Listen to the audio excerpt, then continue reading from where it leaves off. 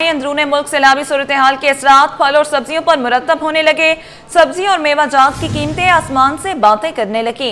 मटर, हरा धनिया, लौकी, टमाटर सब महंगे। मटर कहीं 600 तो कहीं 800 रुपए फी किलो तक दस्तयाब। लौकी 120 के बजाय 200 रुपए किलो तक फरोख्त। अंगूर, सेब और मुख्तलिफ इकसाम के दीगर फल भी महंगे। सेब 300, आड़ू 300, नाशपति 250 रुपए किलो तक फरोख्त। मजीद तफसीलात जानते हैं बसीम इफ्तिखार से। जी बसीम, बताइएगा।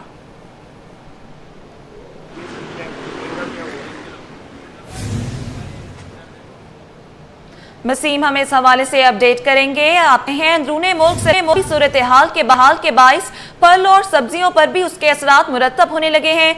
सब्जी और मेवा जात की कीमतें आसमान से बातें करने लगी हैं। मटर, हरा धनिया, लौकी, टमाटर सब महंगे। कहीं मटर 600 तो कहीं 800 रुपए फी किलो दस्तयाब। लौकी 120 के बजाय 200 रुपए किलो तक जा पहुंची। अंगूर, सेब और मुख्तलिफ इकसाम के दीगर फल भी महंगे। सेब 300, आड़ू 300, नाशपति 250 रुपए फी किलो तक फरोख्त। इस हवाले से जानेंगे बसीम इफ्तिखार से। जी बसीम, बताइएगा।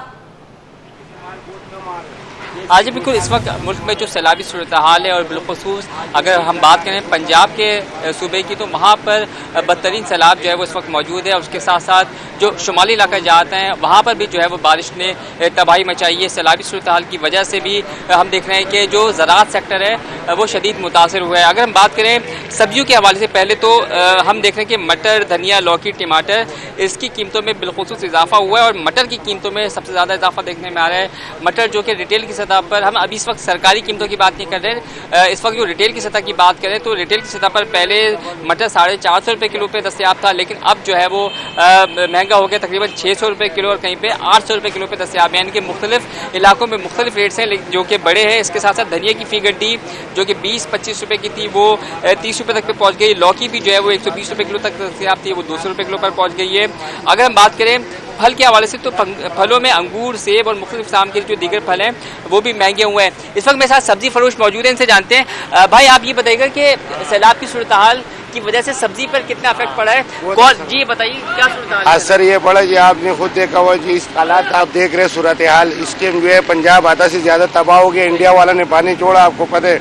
बाकी स्वाद के हालात देख, बलूचिस्तान के हालात देख, इस टाइम बता रहे कराची का भी खतरे में और आप जो है सिंध का भी खतरे।